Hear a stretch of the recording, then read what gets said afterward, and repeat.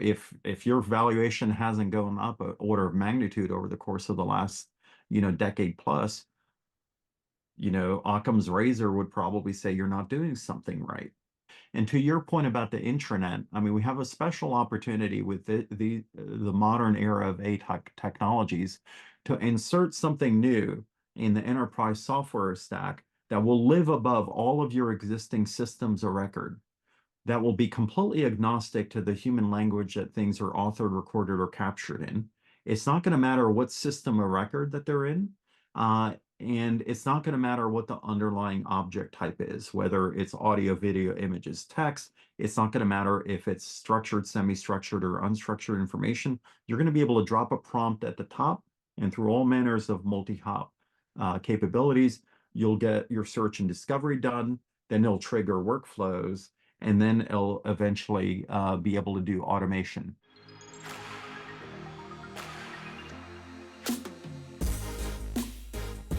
Hello and welcome to Fireside with the VC. My name is Andrew Romans, and I'm delighted to be with my old friend, venture partner, actual LP in our fund going way back to our earliest funds, and now portfolio company, Igor Jablokov, who's the founder of Pryon. Igor, great to see you. Thanks for having me, Andrew. Yeah, so quick background on Igor. We go way back. I knew him when he was the founder and CEO of Yap, which was so early into really natural language processing, NLP, that it didn't really have an acronym for it, or the space wasn't defined yet. And we were even talking about it like it was a voice recognition company, because that was something that people knew from like Dragon software and, lawyers dictating into a dictaphone into kind of text. And Yap was later acquired by Amazon, and it actually became the nucleus of what is today Alexa and Fire TV and a whole bunch of suite of their products. So there really wouldn't be Alexa at Amazon had it not been for Igor's invention at Yap.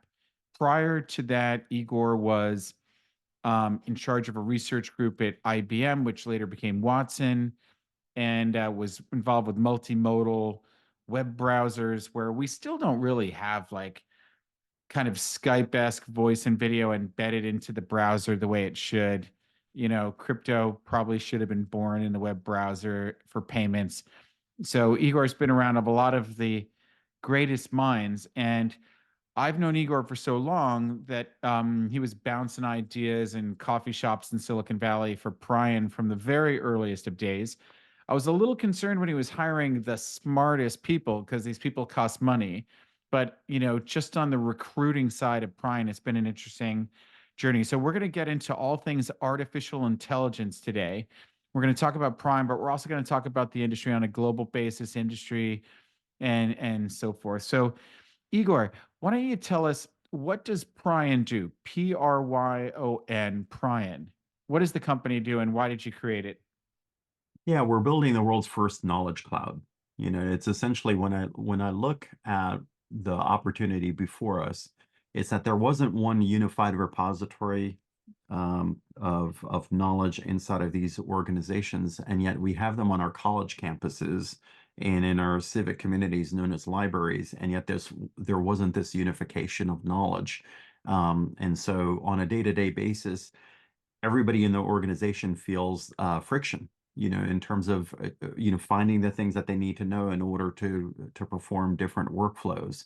And so there's an opportunity for a new layer above the existing enterprise software stack, where you'll drop natural language prompts at the top, and essentially it will traverse all manners of system records that you have with untold object types, audio, video, images, text, structured, semi-structured, unstructured knowledge, and pull it all together for you in a sub-second response time.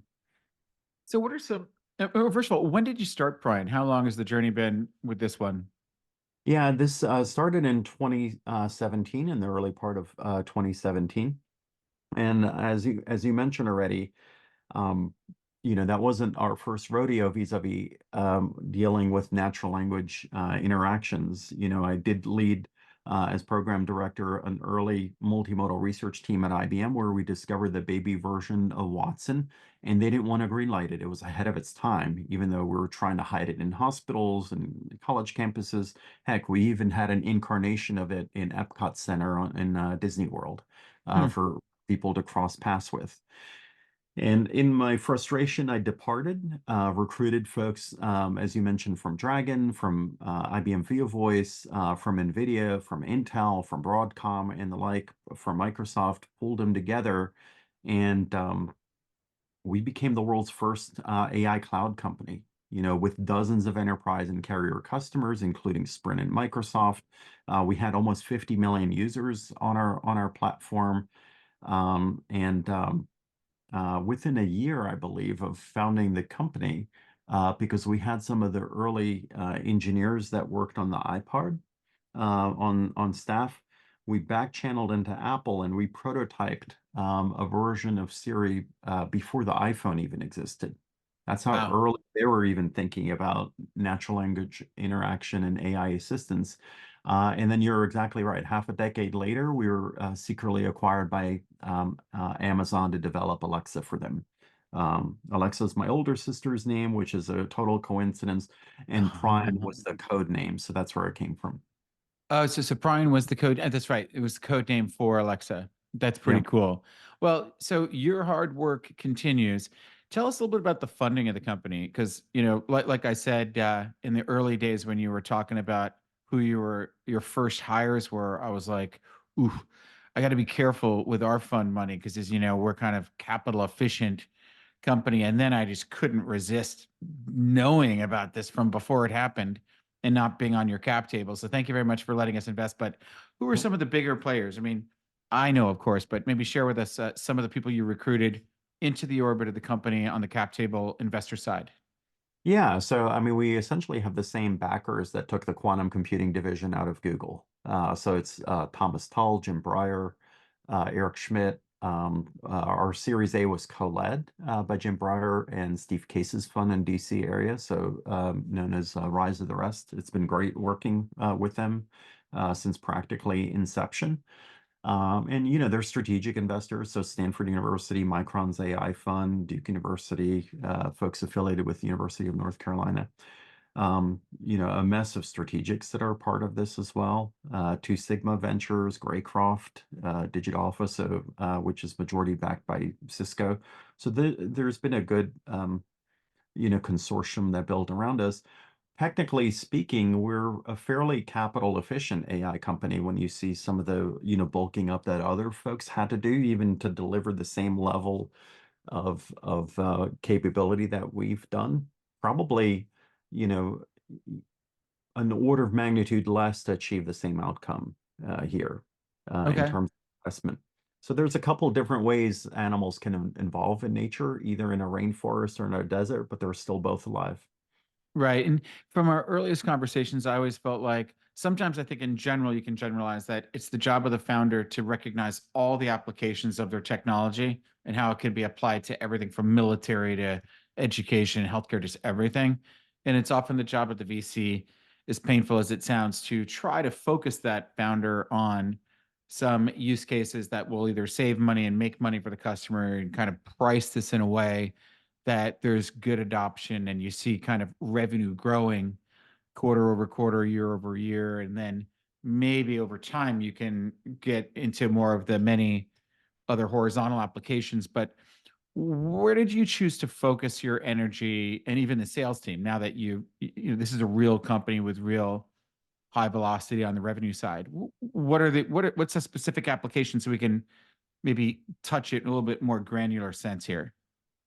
Yeah, curiously, there are several different mental models to use. The first thing that I tell our team is look, um, you need to embrace the fact that for a decade we're going to be obscure and nobody's going to know we exist because things don't really become household names. If you think about early DocuSign, early Twilio, early Cloudflare, early any one of these things that becomes an entrant in the enterprise software stack or helps even define a category like an Okta, that's something that takes a long period of time. So I'm like, for a decade, nobody's going to know where you work. So make peace with that. When you're talking to friends and family members that work at Apple, the Google, and the rest of it, and they're like, Pryon who? They've never heard, of such a place. And then the one of the ways that I think about that stuff, if you think about it as a strategic plan for a decade, it actually breaks down into three rough periods of time. The first period of time that I call the checkers phase takes about 3 years. That's your all you're doing is hiring R&D and product. You're worried about essentially doing your MVP, right? So in our case, it required a fairly robust R&D team in order to construct this thing because we wanted to own the full stack for ourselves. But that's what period one represents. The second period, that's a chess phase. This is when you have to have your product market fit. So you got to get your early reference customers in order to start showing that the product that you developed is relevant to a market. And then phase three is what I consider the go phase. This is where you have an MVP as product market fit, and now you're scaling, right? You're looking for Hmm. partners, you're training folks and things of that sort. You're bulking up with government affairs folks and solutions folks and things of that sort. You start making certain more exotic hires at that point in time where you're trying to figure out, all right, now we're building for growth.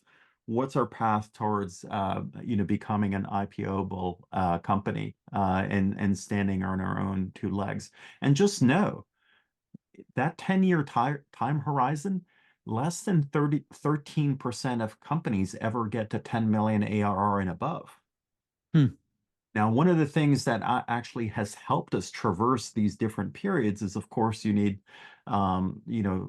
great rank and file personnel, but also leadership. So in phase one, I was able to recruit as our chief scientist, David Nahamu, who's considered a world leader, an IBM fellow in natural language processing and human language technologies. And so he helped kickstart the formation of our technology team.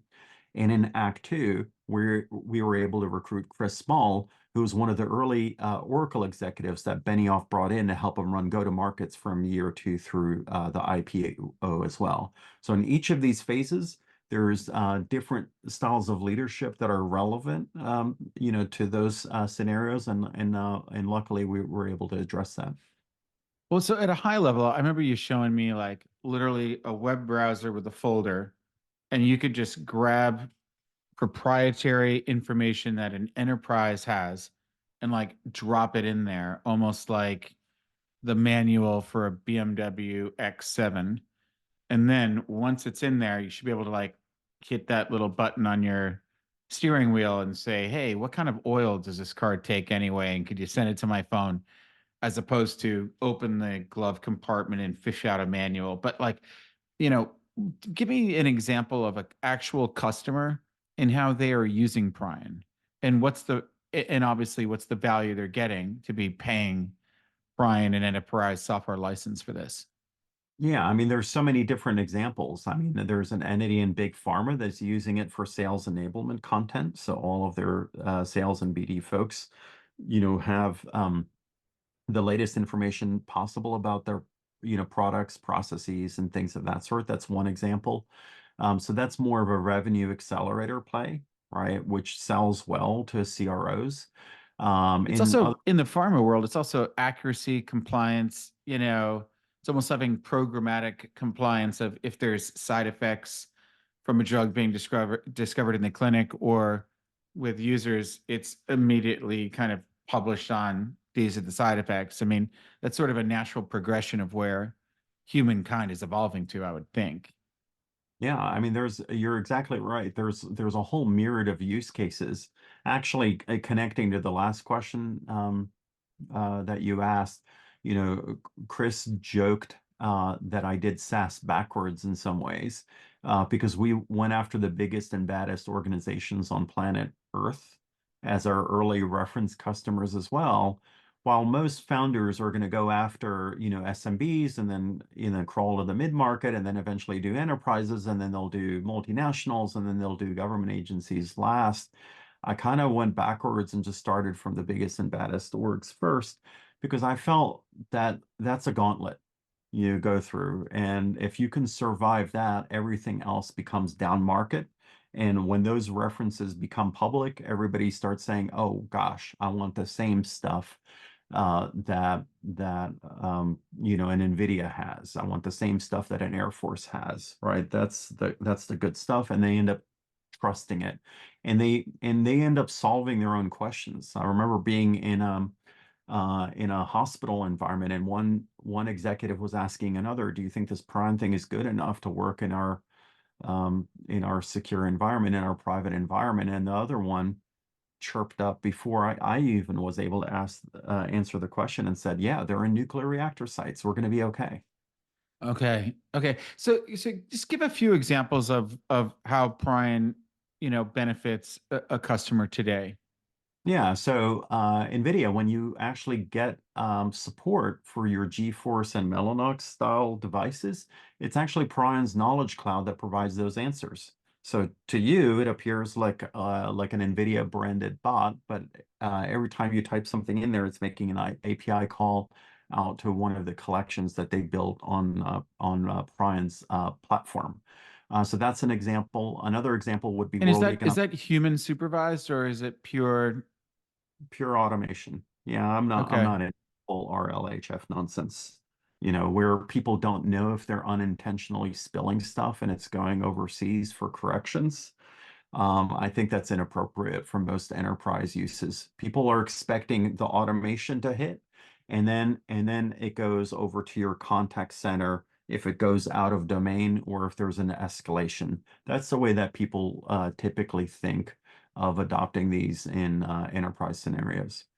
And talk about what is the technical process of getting a customer onboarded and up and running. I remember you showing me like just drag and drop stuff that you were dropping stuff into a folder, and then Yeah, you could ask a question to the system. And you know, early days of thinking about NLP, natural language processing, is the ability to understand the word bank in this context could mean riverbank, not right. Bank of America, right? So, how does an enterprise customer adopting Prime get the information into the system, and is there a training period? What does this all look like? No, I mean, they could be up and running same day. I mean, it literally takes longer to get through procurement, legal, compliance, and things of that sort, but they could be launched same day. I mean, so for example, we have a public cloud multi-tenant environment. So what we do on our end, we press a button and we generate an org for them. And then it's a simple three-step process. They connect to their single sign-on provider. So that's how their user administration is in sync with their enterprise. Then they create a read-only connection to an underlying repository, such as SAP ServiceNow, Salesforce, something like Box folders or SharePoint or S3 buckets or Zendesk. Maybe they have some Vimeo files, maybe they have some YouTube files, maybe they have an S3 bucket somewhere, or there's some web pages they want to ingest. And then step three is they literally hit the plus button on our platform to create a new knowledge app. They point to one or more sources of unstructured knowledge. These are repositories full of, PDF files, Word files, web pages, PowerPoints and the like. And then it automatically builds the AI model in front of their very eyes. And as soon as it's done, you can immediately start talking or typing into it. So it's like your own private GPT, but it's anchored to the sources and methods and documentation that an organization trusts. And so, if the user manual for whatever is being ingested, does that mean there's less frequency of hallucinations? Like where do you see hallucinations or bad information popping out of these models? Yeah, well, I mean, a lot of the picks and shovel crowd are telling everybody to make their own LLMs or fine-tune open source models and things of that sort. Most companies either don't have the sophistication for that, or you're always going to be on a bug hunt to try to guardrail these things. And that's what any of these organizations want to do, especially if they're in highly regulated industries. So for us, the only universe is the content that an organization trusts. That's one of the four Ps, meaning Is there publicly available content from academic institutions or government organizations that they want to bring in? Is there published content that they've properly licensed from outside parties that they want to bring in? Is there proprietary content unique to them? So it's IP that is only for their use, or is there personal content that's just unique to you as an end user? And so they can choose any one of these four Ps and create the knowledge app that then they can either leverage using our portal, our mobile experiences and the like, or every single one of them that's born gets an API key associated with it so they can wire it into an existing chatbot, into an assistant, into a digital human. They can have it automatically answering emails. They can have it answering, questions coming in from an interactive voice response unit. They have a lot of choices in terms of the consumption channels that they want the knowledge app to power. I love the way it's also multimodal. Obviously, it's been your mindset for so long, and One here. that's the reality of the world we're in right now. Like, let's kind of lift the helicopter up a bit away from Pryon and think more of like, how do you understand the AI world? Like, what are like from an OSI model, what are the different layers that are out there, from like data lakes to your Sam Altman's OpenAI, and then we could talk more on like a global stage of what's happening in different countries and at like the big fangs and maybe even the Fortune 500, and where we see this is going, even on a regulatory safety side. So, what do you view as the different like components to the industry? Yeah, well, I mean, the goodness is we've been trying to shield folks from components. This is almost like opening up Volkswagen and seeing that they have a plastic shroud over the engine because they're like most people don't know how to, how to caretake one of these things, so they don't want them to get in trouble beyond adding, windshield wiper fluid, and that's about all you can do inside of their engine. So to build an anti-prime requires you to do what? To build a Get what? to build an anti-prime. If you want to build Okay. your own version of it from scratch, right? There's a lot of parts vendors out there. And so you have to get a vector database, you got to get an entity extraction capability, you got to get speech recognition, you got to get OCR handwriting recognition, then you got to get model management, then you got to get an IRQA engine in there, then you got to get a foundation model of some sort. There's so many piece parts, or you can just buy the iPhone, right? So, people don't walk into an Apple store, talking about what does the OSI stack look like. They're like, look, I just want to plink some money down and solve this knowledge friction. I know I'm mixing metaphors here between what we do and they do, but we really did take an Apple-esque approach to solving this problem. That's why I hired UX folks from Apple, product managers from Google. I worked with behavioral scientists. I worked with, chief of lessons learned officers, from different government agencies and the like to say, what would it look like if I was able to do the same job as a Databricks, as a Palantir, as a Snowflake, but I put it in such a packaging that's so candy coated and leverages the muscle memory of some of the existing consumer AI brands that you've experienced in the past that we had some hand in building and birthing. And it was just simple to use. Where instead of you having to figure out how to train your own LLM or fine-tune models, you were able to just point to content and it just automatically generated it on its own, and you immediately started using it.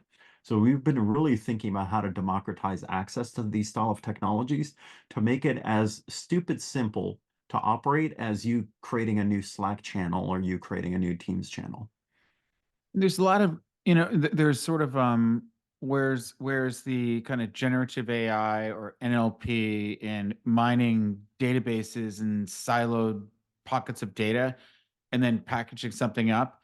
And there's kind of like the Sam Altman OpenAI approach has been a bit of like break things and ask for forgiveness later with regards to kind of copyright and intellectual property of who owns, like make me holding a lightsaber and looking like Darth Vader. That's Disney owned right now. Where you guys have been more of allowing your customers to play with their data, right? What are your view of the world of AI illegally accessing data inside of a data lake, and what's your approach to that? And how do you see this playing out with different players in the industry like OpenAI? Yeah, moving fast and breaking things doesn't work for critical infrastructure and important institutions in our communities, like Or the hospital, military? yeah, airports, yeah, first responders, power plants, water treatment plants, and things of that sort. So I call shenanigans on that drive. I get it. If you want to, if you want a box of Legos or a bucket full of Play-Doh and you want to play, have at it.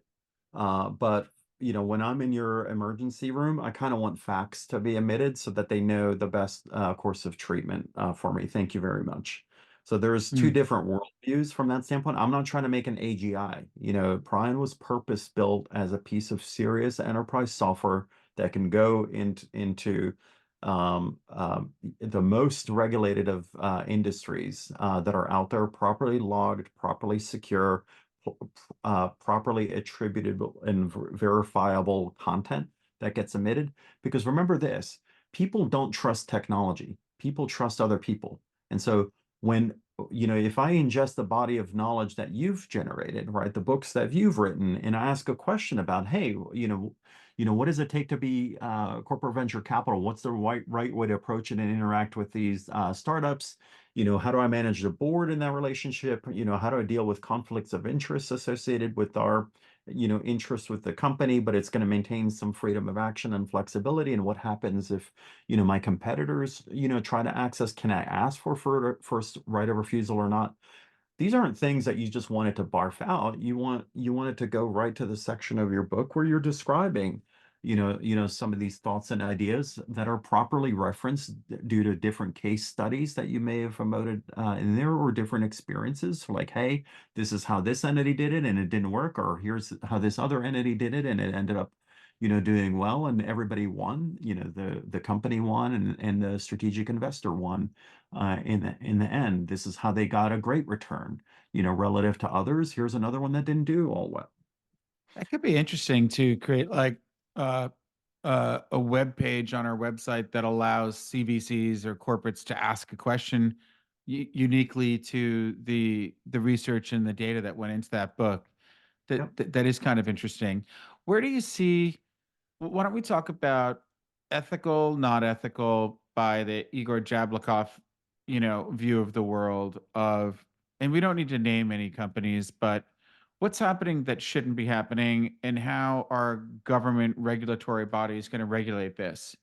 And maybe misuse of information, um, and then maybe get into some of the risks and what's suitable on regulations around this super fast moving segment of the world economy. And Yeah, there's a lot to unpack there. This is why we have a head of government affairs that used to be an undersecretary in the Commerce Department that used to have Census, CFIUS, and the Patent Office reporting to him in the past as well to oh wow. really help us understand these issues. He was actually the envoy to the European Union that helped negotiate the Privacy Shield with all the emerging GDPR stuff, and he's certainly familiar with what ended up happening in California with CCPA, and also was back channeling to the recent executive order that came out, and also working behind the scenes on what the EU's AI Act eventually will become and what it could eventually migrate to. So we're certainly aware of all of these things. I can assure you, though, none of our scientists are going on public record saying that you should be using AI for mental health support. Because one of the things that people know is, or may not know, actually, the first AI triggered suicide already happened in Switzerland. Hmm. And so these things, as we've seen in the Netflix documentary, Social Dilemma, don't have to be better than us. They just have to know how to take advantage of our weaknesses. And so you see a lot of worry by, let's say, UK, trying to figure out how they could pull the AI out of Snapchat because they figure that too many children and teenagers are intersecting with that technology and potentially revealing private details about their lives that they shouldn't be. You have some of the bipartisan collection of attorney generals that are including the one from North Carolina that are thinking about what package of legislation do they have to do to essentially try to prevent bullying with generative AI technologies if children are taking images of other children and essentially putting them in scenarios or saying certain things that they never did. How are they going to be able to, police against that as well? And so my worldview on ethics, of course, it's easier for us because we're working in a more serious world of enterprises that tend to be self-regulated and self-governing. But make no mistake. I mean, big tech is the reason why they're showing up in front of Congress is they want lightweight regulation because similar to banking executives will tell you they like that because it creates a moat and makes it a lot harder for new entrants to show up. But at the same time, they don't want it to be too onerous because they want to make sure that they still have a freedom of action in their gravy trains as well. Yeah, Um, I don't like the idea of like, OpenAI pulling up the ladder behind them and making it really hard for startups to enter a space with onerous regulations. The other concern is, are you throwing people into the arms of China or Europe or leaving the United States? What's your view of the landscape of progress within like real AI as opposed to artificial intelligence? I mean, first of all, a lot of people just slap a name, right? Like the right. LPs want this, so the VCs slap that label, and the startups slap that label. I'm a big data flavor of the month buzzword. But for real AI, for actual real artificial intelligence, how do you see the landscape of progress being made in Europe versus China, Asia, US, Japan? What's your perspective there? Well, I mean, all of these environments, everybody has different strengths and weaknesses as well, whether they're more heterogeneous cultures or homogeneous cultures. Um, when you encounter these AI companies, they tend to fall in one of three buckets, right? So here's a quick framing device. The one that's most voluminous is they're minting t-shirts, they're putting .ai, they're high-fiving each other that they're AI people, but they're just building apps. Technically speaking, all they're doing is building apps on top of other people's APIs, right? Whether they're building on top of Yeah. AWS, Azure, GCP, Cohere, Anthropic, OpenAI, so on and so forth. Don't get me wrong. I mean, some of them may build really nice lifestyle business, and the rare one of them will have a breakaway success, especially if they're, targeting a narrow niche that's undiscovered. Maybe supporting some industry or solution area that is being left behind. And there's going to be a lot of them, and I would say the majority of the Y Combinator companies that were recently born are probably that first category. The second and the third category of these companies tend to be generationally and technologically different. The second category tend to be your wonder kids, 20, 30 somethings that don't have enough flight hours in AI yet, so they just focus on a narrow niche, meaning they'll build foundation models, they'll build dialogue managers, they'll build speech recognition, they'll build model managers, things of that sort, vector databases, maybe in some cases they don't really know how to connect their technology to the business yet, so they don't have a lot of credibility with the C-suite. They certainly can't talk to legal and compliance officers yet, but where they do have some credibility is with other data scientists and other software engineers that see themselves as contemporaries. And so what they'll do is try to build a developer ecosystem around themselves so they can throw spaghetti in the wall and see what sticks. I'm generally disinterested in that model because similar to the example that I used before, that's like sending you and I into an auto zone and telling us to build a car from parts. Yeah. Yeah, if you're really a good engineer, you can pull it off, but it's never going to have the same safety features, fit and finish, and fuel efficiency as a purpose-built Honda Accord or Toyota Camry. The third is the rarest type. Rarest type. These are more mature teams that tend to have, in some cases, decades of experience, lots of flight hours in AI. They can talk to the C-suites and the admirals and the generals and the senators and the compliance and legal teams and things of that sort. They know how to create a business case for the technology when it shows up in these environments. They know how to secure them and things of that sort. And they try to control the whole stack and build it all for themselves. Now, it requires years and a mess of financial resources to be able to do it. But guess what? It's similar to Apple's bug hunt. Apple likes to vertically integrate the whole thing, building their own chips, devices, operating systems, and applications. By doing so, they get the highest level of firepower with the lowest energy use. And that's what we represent as a company. That way we can be full stack, and that way we can control our future capabilities, and we don't need a single API call out to any of the big tech folks in order to operate our business. This allows us, by the way, to control our COGS. We end up controlling accuracy, scale, security, and speed. Yeah. Yeah. Yeah. I think there's almost a cultural thing with the venture startup ecosystem culturally where the VCs want the startup to make like a point solution that does one thing and then prove that they've got like positive CAC to LTV and it's all the kind of craft ventures measurable SaaS ratios, and that the payback is either instantaneous or within 3 months, and then pour more money onto that. And if you're getting like $25,000 for 1,000 of spend, then pour in 50 million of funding to amplify that, even if it collapses from 1 to 25 to 1 to 3. And what they're failing to do is fund something that actually does that Apple end-to-end fully integrated thing that takes time, and then solve an entire workflow from start to finish thing.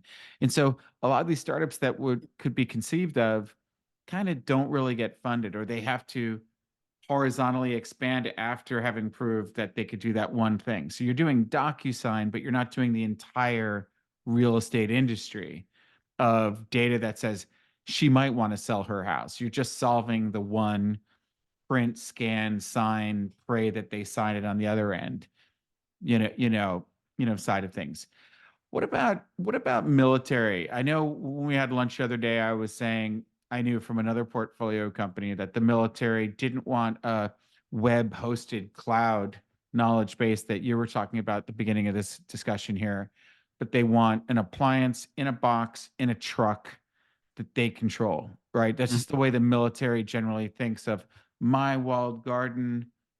I remember JP Morgan originally said no email addresses here for anybody at JP Morgan because nothing gets in and out of this fortress. They were kind of resisting email and then the browser, thinking Mhm. a brick wall keeps it all in Fort Knox. Tell us about what the mindset is. And I know there's limits of what you can say here, but if Pryon were serving the military, how does that work? Yeah, I mean that's why by controlling your own fate in this end-to-end system, that also means we control service delivery, and so you can have your public cloud multi-tenant incarnation of this. You can have your private cloud incarnation of this, or you can have your on-premises incarnation of it as well. And so by controlling the stack, we can basically package this in however way that these organizations need to consume it. And just realistically speaking, a lot of them are going to have a hybrid approach where, hey, for the publicly visible stuff, we're fine with the cloud stuff. Here's, mid-tier missions, we'll have to do private cloud orientation with that where we can put a neat and tidy border around it. But it should still be able to talk to the outside world if necessary. And then for the most sensitive of content, the most unique intellectual property that we have, maybe it's big pharma, maybe it's big semiconductor and the like, certain hospital environments, they'll want it completely air gapped and disconnected from the outside world. All of those are choices that they have with Prime's platform. So appliance on-prem, it works, you're Yeah, saying? yeah. Okay. Yeah, because that's not a given. That's not a given.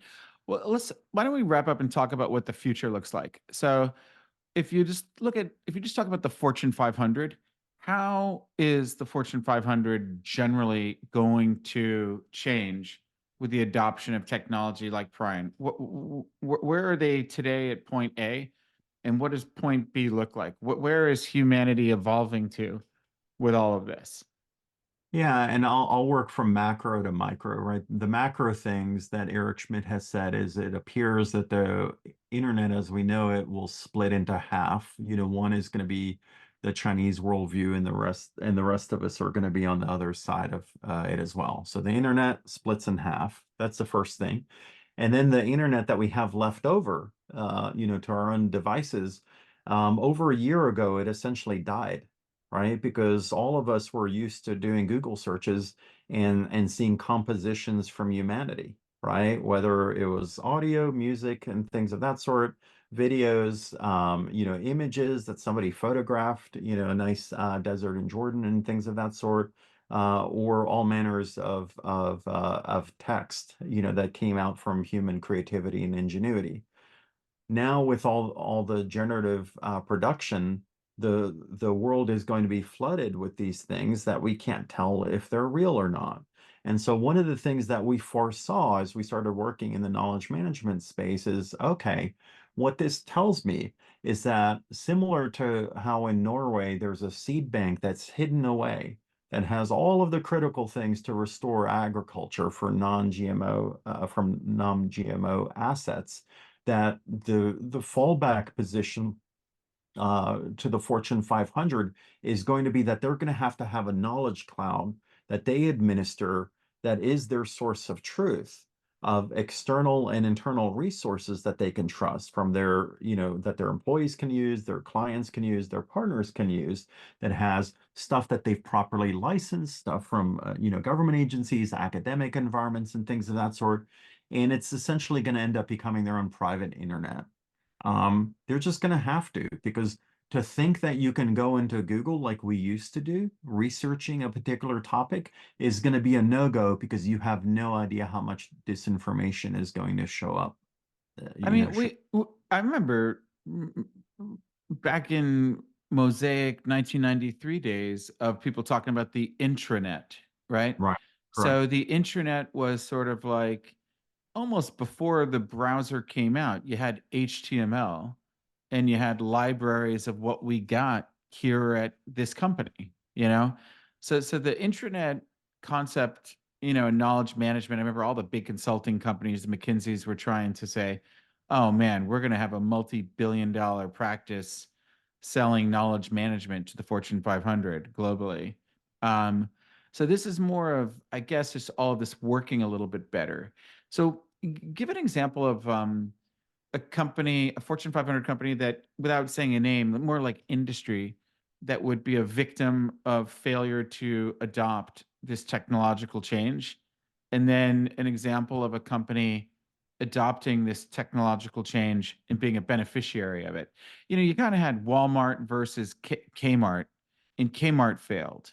And that was like an HBS case that we studied an MBA program, decades ago. Maybe so what does this evolution look like in companies that are smarter at harnessing it, and what does failure look like, at that big huge corporate level? Yeah, I mean, they say knowledge is power, but knowledge visibility truly though is a superpower. Meaning, if I mean, there's a have and have not situation even in public markets, right? You can rest assured the ones that are hitting valuations north of $1 trillion, they know how to wire the totality of the internet for their own purposes, right? They can predict future products to build based on, all of the intelligence that's flowing, to their corp dev, BD folks, product managers, and things of that sort. So those are obviously the ones that are doing well because you can point to their economic productivity, in terms of their adaptations to changing market conditions, whether it's AI, whether it's geopolitical risks, whether it's, migrations to cloud and things of that sort, right? And adjacent markets that they're entering at all times, which just continually bulks them up. So if your valuation hasn't gone up an order of magnitude over the course of the last, decade plus, Occam's razor would probably say you're not doing something right, you Yep. know, from that perspective. So that's something a little bit broader. And to your point about the intranet, I mean, we have a special opportunity with the modern era of AI technologies to insert something new in the enterprise software stack that will live above all of your existing systems of record, that will be completely agnostic to the human language that things are authored, recorded, or captured in. It's not going to matter what system of record that they're in. And it's not going to matter what the underlying object type is, whether it's audio, video, images, text. It's not going to matter if it's structured, semi-structured, or unstructured information. You're going to be able to drop a prompt at the top, and through all manners of multi-hop capabilities, you'll get your search and discovery done. Then it'll trigger workflows, and then it'll eventually be able to do automation. Now, everybody assumes when they adopt AI technology, it's this godlike thing that works on day one. And that's another thing that I call shenanigans on. I'm like, no, there has to be a crawl, walk, run association with adoption of these technologies. And they're like, what do you mean? I'm like, easy. Don't you get the same paid the same amount on day one in your company to day 365? And you're two different people, you know, in that year span, even though you're getting paid the exact same amount every couple of weeks, you've been trained, you know where to find things, you can now perform certain workflows and things of that sort. And that's because the organization has tended to you to ensure that you're operating at your highest and best performance. The way you have to think about these things is not as a godlike entity, but similar to your interns, right? Hmm. They show up in your environment, they don't know where anything is. So the first step that you need to prove whether they're of value to you as a eventual full timer is you're just going to teach them how to find things. And then once they prove that they can find everything that they need to find, here's the cafeteria, here's the subject matter expert, here's where the restrooms are, here's where these books are and manuals that you need to refer to. Then you give them lightweight workflows. And then eventually they become more complex workflows and things like that. And once they find the right thing and then do the right thing, then they end up getting autonomy. Then they end up getting authority and things of that sort. And then if you actually look at every strata of our organizations, we typically enter each job. Step one, we have to find things. And then once we find the right thing, that we do the right thing. And then once we do the right thing, people hand us more independent authority as we, float to the top. And the only difference between being an intern and being in the C-suite or being, middle managers is basically, 80% of what you do as entry level is core workflow with few exceptions. Middle managers, half their life is normal workflows, and the other half is dealing with exceptions. And then, but by the way, by the time you get to upper management, it's majority exceptions and few workflows. You're just always trying to solve, the whack-a-mole of new things that show up. And at every tier, you're going to have augmented intelligence that's going to be your wing person, helping you through these different things that you need to do. And you will become 10 times more productive. I don't think it's going to disrupt jobs, right? Because everybody's going to want to become 10 times more productive. I think it's nonsense to think about people Yeah. losing because Yeah. everybody said computers would show up and disrupt people's jobs, and it didn't. People just expected greater productivity from us. Same thing with mobiles, et cetera. Yeah, I think when I hear people say that, I think of like the guy saying we're going to have to close. We should be able to close the patent office in like 2 years because we'll be done having patented everything. And that's like, no, you idiot. I kind of feel that's like the vibe I get when I think of that. If you think about kind of computers and software, they basically can read information, right? They can read information off of a device, they can write changes, right? You can write a change to the device. And then you can kind of say, if the network card gets above this temperature, then switch it off. And that stops the whole data center from crashing. So there's kind of like read, write, if, then do this. And that becomes like automation of decision tree, data driven stuff. So I think that it's not so much of like does this replace the job of 12 PhDs reading clinical trial data in Basel, Switzerland, and they've lost 12 jobs? It's about there are not enough PhDs in Switzerland to go out and read all this information and even write changes without fingerprint human mistakes on it. So I kind of think it's more about like we can do things now and we're going to do things in the future that were just not commercially viable. Like there's not enough McKinsey people that you could pay to go through every single contract at the Home Depot and find which ones are we paying net 90 versus net 365 or whatever. So I kind of think it's interesting that you can kind of let the computer, let the software read all this, then write changes and build in this automation on stuff. But what's interesting about Pryon is you provide an opportunity for the data pool, the data lake, to be a trusted source. You know what I mean? And that's ultimately people have their primary data. Like Amazon knows everything my wife is buying. I mean, they've got their own first degree of data that they only uniquely have, and they could choose to share it or not share it. And then there's tapping into more. Well, listen, it's all pretty cool. A final question is, you know, before Chat GPT, a lot of people kind of didn't really know what was happening in the technology world. And now they can say, like, write a love poem for my wife's anniversary and make it rhyme, make it sound hip hop, and like, holy hell, this thing just before my eyes started writing stuff. Has that changed the sales cycle for you to get the attention of a Fortune 500 CEO? And like, when how's the sales cycle now versus how it was before, the whole world heard about, generative AI and all that kind of magic dust? Yeah, I mean, over a year ago, um, I had to try to convince investors that natural language was the metaphor that people would be interacting with, to access enterprise software. And I had to spend a lot of time educating folks that that was going to be the thing. And why is natural language such a big deal? Because think about it, as in the past, you mentioned the hardware and software experience. There were very few of us trained as mathematicians and computer scientists, software engineers, computer engineers, and the like, and we had to speak like machines. We learned assembly code, right, and different programming languages and the like in order to compel outcomes from these machines.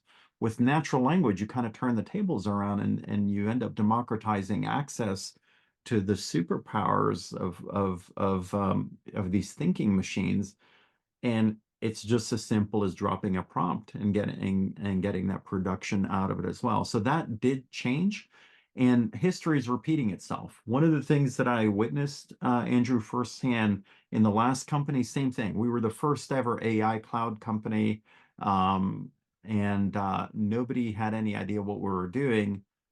But once Google Voice appeared on the scene for free, our sales skyrocketed with the service providers, with the telcos and things of that sort, because they're like, holy smokes, This is going back to Yap. yeah. And we're like, hey, that's what we want for our subscribers. Um, and we're not going to let Google take our subscribers away from us and turn us into dumb bit pipes. So now we're going to turn this into a value-added service. And then once they discovered that an average subscriber that had voicemail to text and call mining distributed on their BlackBerries and similar devices was 50% less likely to churn away, they started buying us as an insurance policy. So same thing, Sizzle and some sells the steak. So they were able to prove that natural language is the thing, and they attracted 100 million, uh, victims, if you will, or guinea pigs, or however you want to call these individuals that unintentionally spilled IP from their organizations and their personal lives into ChatGPT. But then these enterprises said, great, now we want that same natural language experience on top of that. And what does it look like? And it just ended up happening to look like the stuff that we were doing the last 7 years. Well, what's pretty crazy is that, like, if you go back to early software languages. Like assembly was assembling a whole bunch of commands into a command. So instead of typing all this stuff, you just type a little bit and it does it. Then you had C and C++ and Python. Now, to some extent, English or even German, whatever, the programming interface is just natural language. So, Yeah. make me this is no longer assembly C, C++, Python.